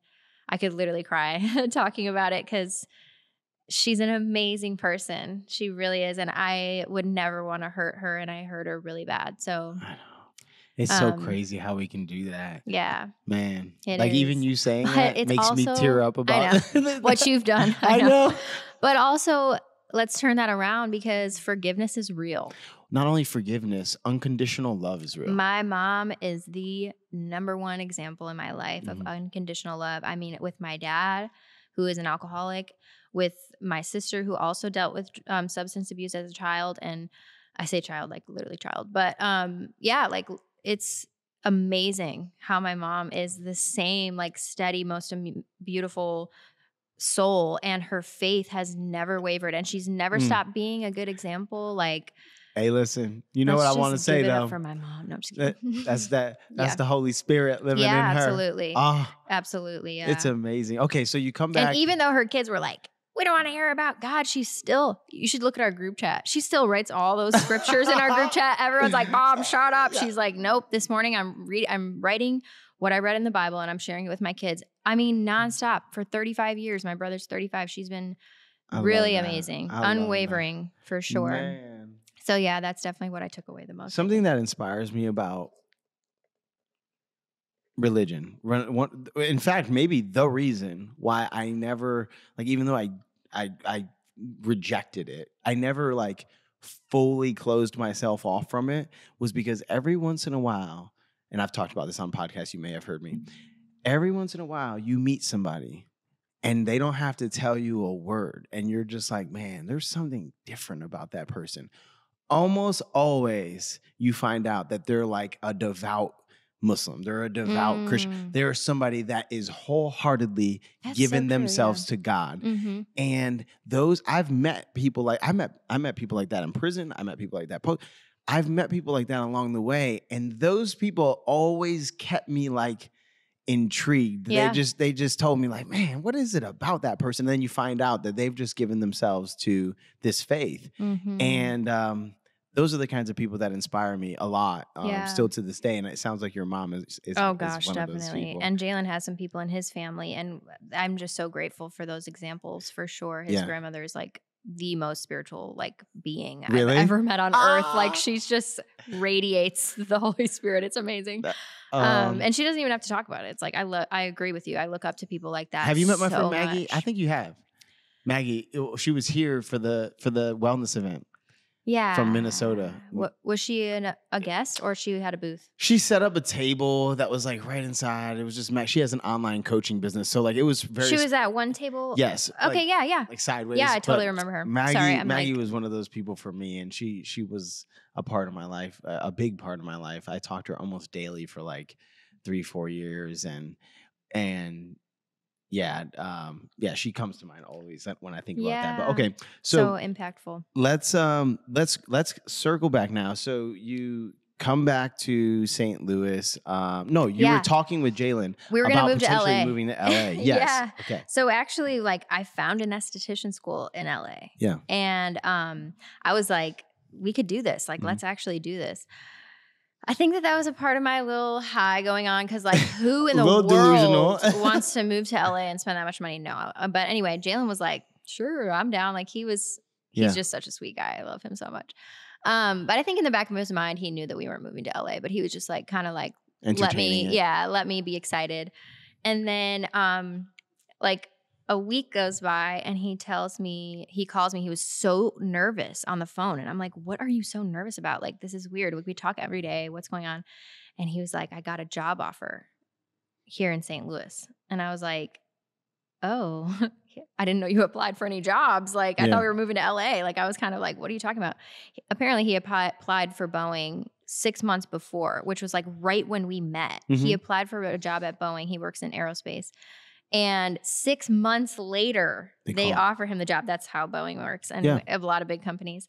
And so he got that job, and it's an amazing opportunity. And I was just like, yeah, you definitely should take that. And he says to me, this is how you know that we're really in love in that moment. Because he said to me, you can still go to LA. And I was like, no, there's I'm not going without you. Like, no way. So I moved here. Not even a question. It had been a couple of months probably of me going back and forth. We were seeing each other every weekend. It got exhausting. And I was like, I'm just going to move in with you. So I moved down here. I actually found us a new apartment. And my family wasn't thrilled. They still didn't know him that well. Yeah. And it was St. Louis. They didn't want me to come back here. Everyone was nervous. I was nervous. I was very terrified. Okay. Like, it sounds like I was getting my shit together, but I still had a long way to go. Mm-hmm. I was very scared to move back here. I had to get a therapist because I could not sleep. I couldn't go to the grocery store by myself. I couldn't go anywhere alone because I was just like, terrified. I felt like I was being haunted. I was going to see him somewhere. And so I went through therapy a lot. Also, later down the line, I started taking clients out of my home, and I was so nervous that he was going to like book an appointment under a fake name and like show up to my house. And that was like a huge fear of mine. So I had to work through that. Like, I really had to like work on, I had to be open about my fears and stuff. So I did move back here. Like I said, my family wasn't that happy about it, but me and Jalen were so confident in our relationship, and we just knew, like, you know how they say, like, you just know. I don't know if everyone feels that way or if only some people do, but I know that you really know when you have found the person that is meant for you. We know right now. And so my family ended up, getting really close with him. My family visits me a lot. My mom comes down here every single month. And so I moved here in January of 2020, and COVID lockdown happened 2 months later. So Did you have a job? I started working at 360. Oh my God. You need to get it together. So the night that I left St. Louis the first time, I called my manager like in the middle of the night in like a freak out moment. And I was like, I got to leave. Like, everyone knew about my ex, and like they knew I was in a bad situation. They didn't know the details, but they knew I was an addict and they knew I was in a bad situation. And I was like, look, I got to go. My boss, it's not like he was like this amazing, great guy, but he did like care about me, and he was just like, do what you got to do. Mm-hmm. Like, go home if that's what you got to do. So when I came back, I texted him and I was like, hey, I'm back and I'm sober. I made sure to say that because I wanted to be held accountable, actually, at like not go out after work and stuff. So I was like, hey, I'm back. I'm sober. can I have my job back? And he was like, absolutely. And he brought me back. I explained to him what happened. They had like my ex's photos on the wall. He wasn't allowed to come in, all this stuff. That's yeah, we had like amazing. a security team at 360. And so like he never was allowed to come in. I don't know if he tried or not, but either way. So I was working at 360 and then COVID happened and I couldn't work there anymore. Mm-hmm. So my plan when I moved here was to go to esthetician school. I found the school I wanted to go to, but I couldn't go because of COVID. Got it. So in the meantime, my entrepreneur brain and like I just have to get started. I have this energy. I'm like, I got to get started. Also, I'm a very independent person by nature and by childhood, like the way that I had to go. I'm just independent. So Jalen's job never closed during COVID. So he was always going to work. He was always getting paid and he was supporting us. It was Boeing Yeah. at that time? Yeah. Yep. He started Boeing in February, actually, I think Right that after you year. moved? Yeah. Yeah. Yeah. February 14th on Valentine's Day. So he started working. He never missed work. They never closed down. Thank God. Yeah. But I was still insecure at the time. We're a very new relationship. And I felt like I don't want to depend on a guy again. Yeah. I was being triggered by these things, like I don't want to be in this position again. And I knew that Jalen wasn't that person, but it was still hard. I mean, there was a lot of parts of our relationship that were really difficult. Like our intimate life was extremely difficult. Just like me being alone with a man was hard. Because of my really recent relationship. And so he was just so gentle with me, so patient with me, very understanding, even though I could see it in him that it was difficult. I could see that he's struggling, like, he's sighing like, oh my gosh, this is so hard. But he gave me the space that I needed. And he told me like, you need to see, I will help you find a therapist that you like. Like you got to stick with this. Like, I don't want you to be so afraid to just like live your life, like to go to the grocery store. Like, so crazy. So he helped me a lot with that, supported me in amazing ways and defended me to other people, just a great guy. So during this time of lockdown, I was just thinking of all these ideas. How can I start working as an esthetician without an esthetician license? I don't want to do anything illegal. I don't want to whatever. And it's COVID. Like, are people even going to want to like do, how can I start building my skill set to eventually grow a business? So I decided to learn lash extensions. Yeah. It's not regulated by the state of Missouri. You just need a certification. So I took a class. I paid for a class, a one-on-one class. Literally was a joke. I paid this girl some money and she did not teach me anything at all. It was horrible. A joke, yeah. Yeah, it was horrible, which is very common in my industry, unfortunately. But after that, I realized, okay, I got to teach myself. That's how this works. Yeah, I gotta learn. So I learned. I practiced for so long. Like it was like probably from March to September. So 6 months that I was practicing on Jalen's sisters. I was like taking pictures of them, whatever. And then I started posting on social media. Now, mind you, I don't know anyone in St. Louis besides the people that I used to know, which I have all of them blocked. So like literally no one knows me. I don't know anyone here at all. So I had to start a social media from 0 followers. Hopefully people will like book. I don't even know anything about it. I'm just like starting from nothing. So I'm taking pictures of my work and I'm posting it like, hey, come get your lashes done. Out of my house, I created this really cute, we had 2-bedroom apartment in South County because I didn't know St. Louis well enough to know that South County's like in the middle of nowhere. Like, why would I want to live there? I had no idea. Yo, I did the same thing. I know. When I was just like, this in, apartment's nice. Yeah. And then we lived there for a year and I'm like, we have to get out We're of so here. far from Where everything. are we? Yeah. But anyway, I'm pretty sure Seema came to South County to get her lashes done. I know she was one of my first clients for real. Probably one of my first 20 clients. Okay? I love that girl. I know. She's my best friend for real. My best friend in St. Louis, definitely. Yeah. And so, so I started taking clients and I started booking people. It was amazing during COVID. Okay. People make these jokes to me because like how COVID was. Oh, like, weren't you scared that was like like, oh, someone's going to find out that you started your bit? I'm like, does any of that matter? No. Like, no. Well, and people were craving connection. Mm-hmm. People wanted to get out of their house so bad. And that's when I realized during COVID, literally that period of time was so huge for me and such a positive experience because I got to meet new people in this city and I got to meet people like Seema. And you really connected with them. I connected with someone. And you weren't not only meeting them that, in the bar and you weren't meeting them. I was meeting people that like are living really positive, healthy lives like the one that I was trying to live. Yeah. So like when I met Seema, first of all, I was so intimidated by her because she like works out every day and like only eats chicken. And I'm just like, oh my God, you're amazing. Like she was so, actually when she talked to me about her lifestyle. She has intimidating energy too. Yeah, she does. But it's totally misinterpreted. Okay. She's like the sweetest person ever. Yeah. And when I first met her, we have like this like whole joke of our meeting and everything, but I was very intimidated by her. And I was like, and every time she would come in, I would be like, yeah, I didn't work out. Like I don't work out. Like don't judge me or anything. Like I always brought it up like so awkwardly. And she's just like, yeah, I don't care. Like it's fine if you don't work out. Like I don't care. But anyway, I got introduced to, I started learning about First Form in that way just through her working there. And then she referred like 5 girls from First Form to me. Yeah. And then they have all their followers. And so a lot of people started coming to me. I mean, Seema brought me a lot of people. Yeah. And so not only that, I got a ton of people from Instagram. I found Seema on Instagram and everything. So I started growing a little clientele during COVID. Yeah. I started esthetician school in September of 2020, and I graduated 7 months after that or so.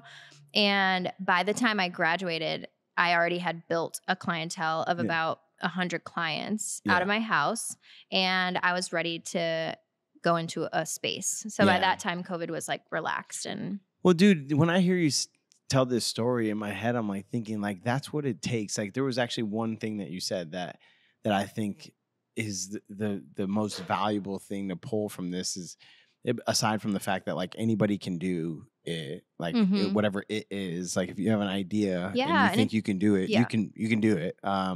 But the thing that you just said out of that whole story that really stuck out to me the most is when you thought to yourself, okay, how do I get started without the esthetician light? Like, what can I start doing right now? Yes. And like, I think that that's actually the most important that is the defining difference between an actual entrepreneur's brain and somebody who wants to like play business, like who wants to get all their ducks in a row before like make sure everything's perfect. They have like a perfect idea in their head. No, you say, and that's my whole point. How do I start doing what I'm trying to do right now in a way that I can kind of get, even if it's quasi legal, I don't care, just as long as it's not outright illegal. No, it wasn't illegal. No, but it's I didn't even care about okay, this is a gray area. Like I got these cannabis seltzers in here. I have a cannabis infused coffee on the menu. There's a gray area in the law. It's legal. It's not illegal. But it's just okay. I thought to myself, man, it would be so cool. I think I see the industry becoming more accepting, and I could imagine that someday there will be coffee shops and cannabis in the same space. Totally. It's not happening. How can I make this happen without breaking any laws? Right. So I just figured it out. Absolutely. And that's what you did. And I, dude, so many people, and I'm sure as your business is thriving. So maybe as your personal brand and as your Instagram grows, you'll probably get this more and more and more and more and more, which is like, man, where do I get started? How do I start? People ask me every day. Today. And it's always just like, dude, I know for a fact there's something that you can start doing right now. Yeah, like but I know for sure.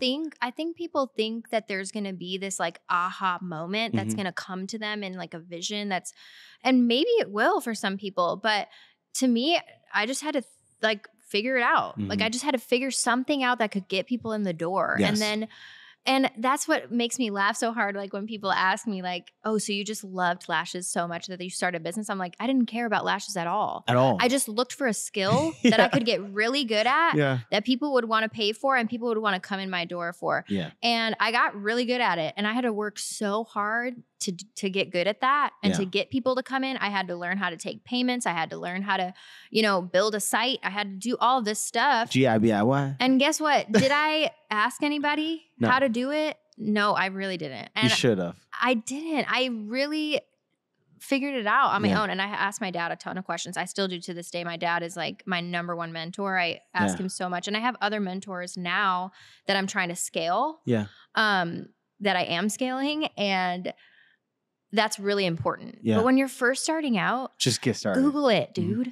Yeah. Ask the freaking rubber Google ducky. it. Ask someone else before you ask me, because I have some people, like I have a couple of people right now that actually are coming to me, asking me, not even related to my business, like not my industry, a different industry. And they're like, look, I want to know how to do this. Do I have to do this? Do I have to do that? I'm like, why are you asking me that? You can Google like that. You can seriously find out on your own. Yeah. And another thing I get a lot is like, how can I cut corners and not spend that much money on trying to, you can't. Yeah. There is a cost that is required for you to get good at something. Absolutely. And it costs both time and money. Yes. And you just can't avoid it. And then not only that, but there's other costs. Like now you have a physical space, right? Yeah, I do. There's other costs. Like when I for example, here, I had to do the plumbing twice. That wasn't in the plan. Like cost me an extra $8,000 or something like that. But like, I think every business owner that gets their first physical location is going to have to do stuff like that too. Absolutely. You know, and there's always going to be more things. I mean, every single day there's something new. I feel like it never ends. Yeah. But if you're not willing to invest in your own business, monetarily, time-wise, everything, who else is going to invest? Nobody's going to do it for you. Yeah. Nobody's going to do the research for you or get the education, gain the skills that you need to get. I mean, I had to work really hard. And even through esthetician school, like I had a really hard time in esthetician school because for some reason in my industry, in the education system, it's not like encouraged to start your own business. Yeah, you got to work for somebody. They want you to work for someone first. Yeah. So I was really beat down. Like people thought I was like so stupid for trying to open my own place. And you already had a client. I already had a lot of clients. And so I was so beyond all of that. I didn't listen to anybody because I already knew, like I already had the vision. I knew exactly my business plan. I literally I was in school for 7 months. Like one thing about esthetician school is like you have a lot of downtime. Mm-hmm. They don't really teach you that much in esthetician school, but you have to put in the hours because it's like a license. It's an hourly thing, yeah. Yeah, so you're there for 8 hours a day and you cannot leave early. You know, you got to be clocked in. So what did I do for 8 hours a day? I wrote a business plan. I researched like my sister's husband is a professor, a college professor. And I called him and he worked for a startup at the time. And I was like, can you like refer me to anywhere like where I can learn how to write a business plan? I didn't ask him, can you write a business plan for me? I was just like, can you show me where to go to learn how to do it Point myself? Me in the right direction, yeah. So he's a very like definition of a professor, super lectury. Like he's going to give you all these details. And I'm like, okay, I just asked for one thing, but okay. Thank you. I'll listen. But yeah, he helps me a lot. And so Stanford School of Business, he sent me a PDF of the Stanford School of Business. It's all public knowledge. All of like their curriculum is public knowledge. So they sent me a template. I wrote my business plan based off of that. And I didn't know what half of those words in there meant, but I Googled every single one of them and I learned about it. Yeah. And I figured it out. And my dad, he had a business, 20 years ago. I'm not going to ask him to help me write a business. I had to figure it out by myself. Yeah. And also like you should know how to do something like that if you're going to start a business because it's really important. So while I was at school, I wrote my business plan. I had came up with a bunch of ideas for my business and what services I was going to offer and all this stuff. So by the time I graduated school, I was so confident. I was so ready to go. Yeah. I think it's also though, I don't know how you feel about this, but I think that for you, there was this period where you were in school and your hands were kind of tied. All you could do is lashes because legally that was your scope of practice was limited there. Yeah, and ethically. Like I wasn't trying to wash people's face in my house. Yeah, ethically and legally. So you had this period and it was about 7 months long. For me, the last year and a half of prison, I was ready. I was chomping at the bit to just do something. I was in that mode where you were at when you first moved out here. And I was like, man, and I was daydreaming every day about what I would do. But what you couldn't do it yet. Would be, and I couldn't do it yet. My hands were tied just like yours. And I do actually think there's a lot of merit to that time, that it's like an incubating time. And fortunately, unfortunately, whatever, people who are listening to this right now, like they're free. They could just decide tomorrow to like jump into something. Yeah. And I actually think that things go better when you like when you give them time to marinate first. Like you did, like you sat in school every day for 7 months and like really worked through your business plan. You probably thought in the beginning, okay, I'll do all these services. And then maybe Completely like 3 months later, you chop some of them away and said, no, I don't think we're going to do that. We're going to do this. And you really fine-tuned it before you got, I think the reason my gym went so well, because my first business was a gym and it crushed. And it was because I thought about it for like a year, you know, like before I even got started. That's so true. I hadn't thought about that though. And this business, dude, I'm like, our 1 year anniversary is tomorrow. Yes. And I've gotten beat down after beat down. But it's because like I thought I'm going to open a coffee shop. And then I just did it. Yeah. I didn't have that incubating period, you know, or that marinating period. Yeah, that's very true. And it is true too, like when we get these people that come and ask us, and I want to first of all say, like, you can ask me a question too. Like, don't be afraid to ask me stuff. Like, please come. But don't ask me something stupid that you could Google. Yeah, but like, don't ask me what you can write off on your taxes. Like, bro. Like, well, not only that, like, you know what I get all the time? How do I write? Where do I get an LLC? Like, how do I get start an LLC? That is Googleable. No, like, I don't want to help you with that. Yeah. I don't want to do that. But I kind of lost my train of thought. You said you were perking up and you said, I'm not saying that you can't ever ask me questions. You can ask me questions, but if you lost it, it's okay. We were talking about the incubating period. Yeah. I think sometimes when people come and ask me, you know, I have this idea.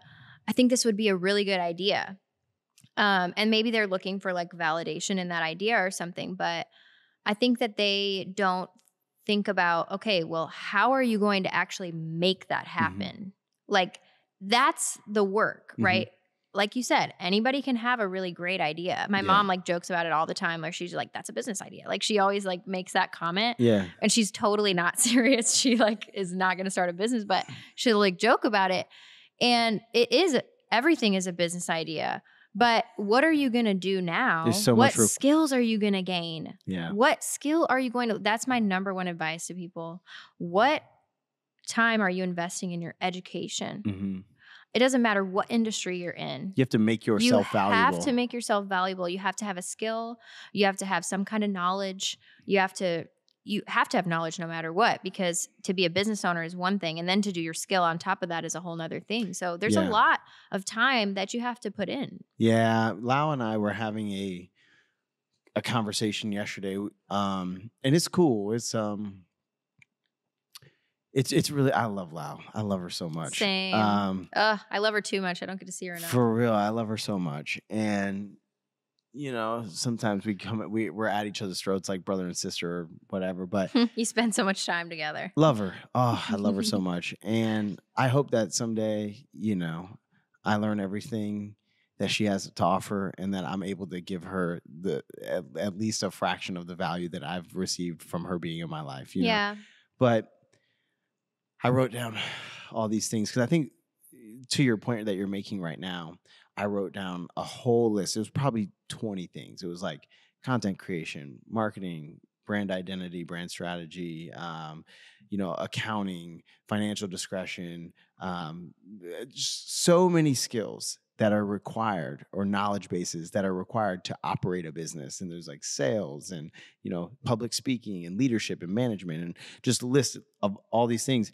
And you know, her and I had been previously talking about like a specific thing, and we kind of got into it with each other, and you know, and I said, Lau, like, you know, here's all the pressure basically that I have to wear every single day. It's all these things, like all these positions that I know that in the heat of the moment when we're in the shop together, you know, just operating it, it seems like, you know, managing a customer experience, you know, sales, and the skill set of actually being a barista is the scope of running a business. Right. And like we're at the same. It seems like that's the scope of running a business. But here's the actual scope of running a business. And that's what you're saying is Absolutely, like people be like, oh, this is a really good idea. Like open a coffee shop. Yeah, it's a really good idea. You just have to talk to your customers. You have to be able to make coffee. And you have to, but you didn't think about all this inventory management and, all this stuff. There's so much. I don't even think that I could list, like it would take me a long time to list it because there's just a lot of things that you have to do. And it's a lot of work, but it's worth it though. It's so worth it. Yeah. And I mean, even today, I had one of the longest days ever of clients. I've been really, really busy lately, which is awesome. I'm super excited about it. But, I tell people all the time, I work about 55 hours a week taking clients. Yeah. That's only taking clients. I know. Trust me. So then, I know. So then that's like my operating hours, right? So about 50 hours a week. Then I also get there about an hour early because I have to set everything up. I try to like not feel rushed. I hate feeling rushed. That's why I like always show up to everything early. So I get there about an hour early. I set everything up. I like make myself coffee, whatever, chill for a second. Almond coffee. Write down everything. Almond coffee, yes, I do. I write down everything that I'm going to do for the day, like my calendar and stuff. And then after work, I clean up everything from my day. I have to do laundry. I have a lot of laundry as an esthetician. It's like my part-time job for real. I do a lot of laundry. I also have to do client follow-ups. Then I have to do like admin stuff. I actually take off on Mondays, quote unquote. And that's like my admin day. So I do all my inventory and the list goes on and on, right? But how many hours do I work a week? 24 hours a day. Yeah. Like I literally. For real. It's my favorite thing to tell people like, oh, so did you quit your job so that you could be your own boss and make your own hours? Actually, I make work for myself 24 hours a day. Yeah. That's my job. I make work for myself. So it's not really like I get to make my own hours. Like I get to take a day off whenever I want to. You don't just get to not show up. Like here's the deal. You schedule all these clients and you better show up. Like that's it. You better show up. Like you don't get to not show. People think you can just take the day off whenever you want. I've like never done that, as a business owner. Like it's not like that. I have a question though. And my question is, because I've been criticized for this, but how do you make time for, what does time for you and Jalen look like? And, on average, how much time do you say that, how much like undivided attention does he get from you a day? And then, how do you go about just carving out, systematically maintaining your relationship? If you do that, I imagine you will, because business owners have to be organized about stuff like that. But what does that look like? First question is, on average, how much undivided attention of yours does he get a day? So we only get to see each other at night because he starts work at like 5 a.m. So I'm sleeping at that time. I don't wake up as early as you, but I wake up at like an hour after he leaves usually. So we don't see each other in the morning. So we see each other when I get home from work, which varies. Some nights I don't get home, like tonight. I won't get home till late. And it's so funny today. I was talking to my client.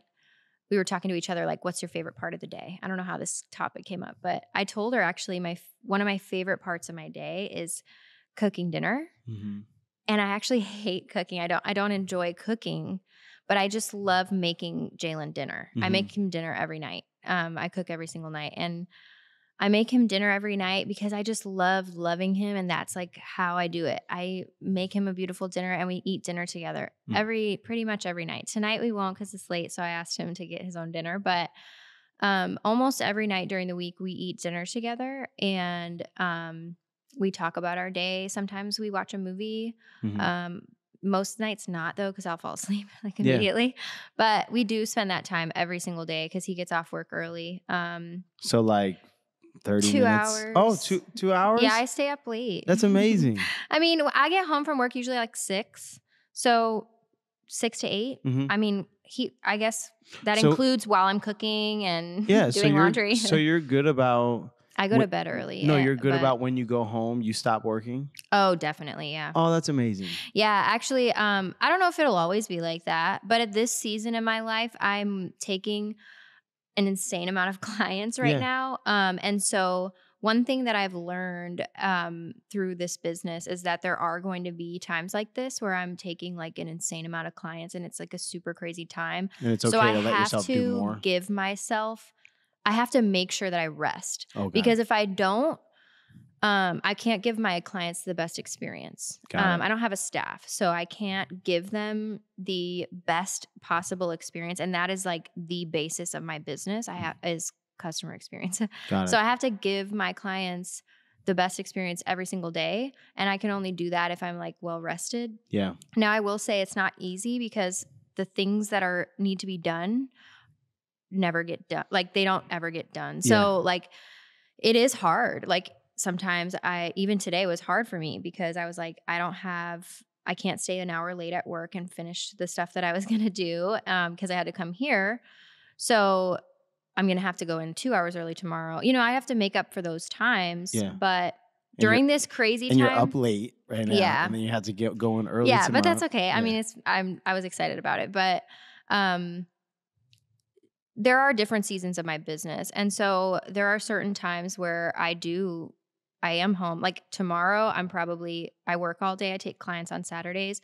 And then Jalen will hang out with his family and I'm just going to work the rest of the night because I have to catch up on a bunch of stuff or I find different time. But that time in the evening, that's for you guys. Yeah, That's have amazing. to. It rejuvenates me. You know what I mean? And actually Sundays too. I don't work on Sundays at all. I never do because that's like our family day. So we go to his grandma's house every Sunday. And Really? we have dinner there and we're with his parents or whatever. We're always with his family every single Sunday. And I know how busy I am outside of those Sundays. So like I have to give that to them. You know what I mean? And the thing is like, could I work all day, every day? Yeah, absolutely. It's never going to get done though. And so like, I'm going to find time on another minute. And right now I really do have like a really big list that I need to get. And it stresses me out a little bit, but it's going to get done for sure. I think that was a big growth moment for me was when I stopped trying to complete the list. And when I started and this won't work for everybody. Some people, especially like when you're trying to build that momentum in your life, this is not exclusive to entrepreneurs. Like if you're trying to build the momentum in your life that we were talking about earlier, lists are extremely helpful, But for a little while, when I first moved to St. Louis, and I was hyper productive in this period of my life, but I was obsessed with finishing the list. I had to finish my list. And now I'm able to honestly assess my effort from the day. Yes. And I say, did I do my best? Yeah. Or did I I totally agree. You know what I mean? Totally agree. But I do think you have to go. And some days you didn't. Yeah, exactly. Some days you didn't. So, yeah. Like last night I didn't. Last night for whatever reason, and I never do this. I never do. But I've been having a hard couple weeks, but I picked up my phone and I just sat and scrolled down TikTok or Instagram. And back to like what I said with the conversation with my little brother, like when he called me and told me that, like, you're so driven, you're so motivated. I'm not perfect. And some days usually how it goes, like we talked about, when you get out of your routine, it's like a snowball effect and you can really start to get out of it. And then you really get to a bad place and then you got to dig yourself back out. Well, momentum works in both directions. That does happen. Yeah, absolutely. It happens. But one thing I will say is like at this point, my business is so busy. And like you said, I don't get to just choose to not go in for the day. So my clients motivate me. My workload motivates me so much. And I really, really love what I do. Yeah. And I think we have kind of a cool similarity in the work that we do because we get to work physically with people every day and like build connections with people daily. Just person after person after every day. I know. And I actually get to sit with them for 2 hours on an intimate level, person to person. And these people are spilling their lives to me and I don't even know their middle name. Like we just met 3 minutes ago and they're telling me everything. And it's like amazing. And I find so much value in that. And I wrote a post a year ago. I was featured in Ledoux magazine. My business, somebody reached out to me and asked me to interview me about my business. And I made a post about that afterwards with the article. And I wrote in the post, just reread this recently because I knew I was coming on the show, and I just wanted to share this too because I'm not from St. Louis, but I'm here now, and I just never saw it coming that my business, Brand New Beauty, would connect me so deeply with St. Louis and make me love St. Louis like so much. Yeah. And like, how cool is that? Like, my business got to do that for me, but I love this city and I love the people that I make connections with every day. And that is my purpose in life. So like, if you want to know what my goal is, like, you know, for my business, it's to just keep growing that and keep building connections with people and creating a space. What did I create? Like we talked about, I wanted to create something. I create space for people to come and relax and like just let go and open up themselves and build a connection. And I think I'm so blessed to be able to do that, for real. It's awesome. It's amazing. Yeah. It really is. I'm super proud of you. I really am. Thank you. I'm inspired by you. And I'm so, I knew about you before I met you, obviously from SEMA. Yeah. You know, it's tough, man. I feel like I meet all these amazing people, and I wasn't very social for a long time. I used to tell myself that I didn't like people, but that wasn't true. I just didn't like dumb people. And now that I'm surrounded by amazing people all the time, like I'm realizing that I like need to be like I want to be more social. But I love having you around. I'm like so incredibly grateful that you're a part of our community here and that people know you here. Like I've been saying all week, like people are like, oh, they ask me every week, who are you having on the show this week? And I'm like, MJ. And they're like, oh, like, you know, they know who you are. Oh, that's so cool. I feel like I don't get to come enough. I like want to come every day. That's okay. But yeah, I just want you to know that like, it's really, really amazing having you around, having your example. And that I'm super grateful that you took the time to come on the show. I think you're an incredible, just testament to like what you can do with yourself and with your life when you just get yourself right. Like everybody struggles. It's a choice. And you just got to like fix yourself, like mentally, physically, emotionally, spiritually, and open yourself up to the possibilities that life presents. And something that you said earlier that I really, really, really, really, really love is like you don't set goals because you're like, I can't even fathom what I'm capable of. And I think that's like such a powerful concept. And I'm really excited to watch you continue to just chip away and see what your business becomes. Thank you. I'm sorry. Who is it? Some guy. That's random. I saw that guy walk up. Like, what the fuck? Was your ex-boyfriend? I'm so glad that the door was locked. Jeez. Anyway. That would be horrible. No, I just wanted to say thank you, dude. I'm really glad that you came on the show. Thank you. And I think that everybody listening is going to have, you know, a lot of value to share. Hey, that reminds me, guys, share this episode. If you got any value out of this episode, which I know that you did, make sure you share it. Leave us a rating. Because we're working hard on sharing more stories like MJ's. But yeah, where can people find you? Yeah, so I have an Instagram page for my business. It's Brand New Beauty by MJ. Brand New Beauty. Yeah. All one word? Yep. Brand New Beauty. Well, my business name is 3 words. Brand New Beauty. No. Your Instagram there's handle. no periods or anything. It's just Brand New Beauty by MJ. I love That's also my website. Same thing. Cool. And I actually pride myself in being extremely responsive. So if anybody has any questions or wants to ask me something, I will respond to you really quickly. Yeah, and not only that, I mean, just to cap all this off, because not everybody that comes on the show has a business of their own or whatever, but I talk about this more specifically with the men's group a lot. But like part of what we're trying to do here, like I talk about, it takes a village. You know, you're reading the book, right? Yeah, it's so good. And I talk about the importance of us ridding ourselves of like what I call toxic individualism and then re-embracing the interdependency that has always helped, you know, villages and households and communities and sports teams and corporations thrive. Like when we embrace not codependency, because that's unhealthy, but interdependency, say, hey, and I think that part of what that actually looks like in practice, part of what it takes a village looks like in practice is when you know people going out of your way to support what they do. Like everybody on a championship level sports team, right? They have a role that they play. They have a strength that they bring to the table and they offer their strength to the team. So in a community, when a community is really thriving and is interdependent, that's basically what like I have the coffee.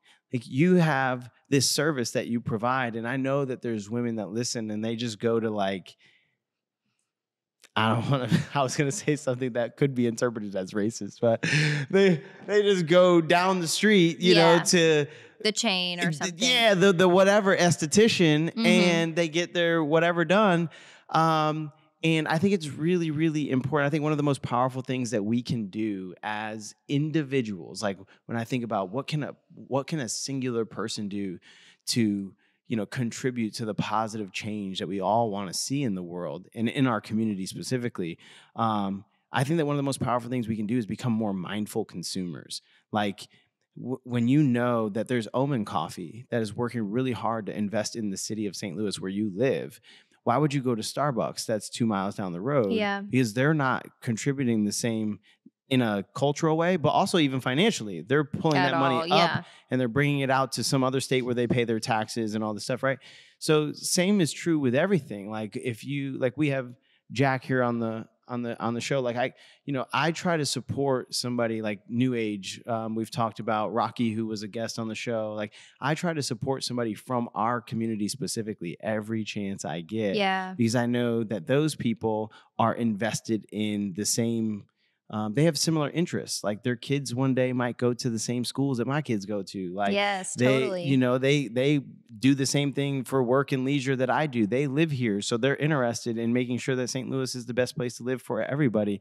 Like when you have common interests with people, which you do necessarily when you live in the same community as them, and when you're a part of the Omen community, you know, bigging those people up and empowering them through your support of their business is a mindful decision that you can make. And it doesn't seem very crazy, but like it is crazy. It makes a crazy big difference. It does. When we brick by brick just chip away and contribute in what we think is a little way. When everybody does that, man, these businesses, like you could become the top esthetician in the whole city of St. Louis. Yeah. And then you could give other people jobs and you can contribute to. But I think that you are an amazing testament of that because you guys have only been open for a year tomorrow.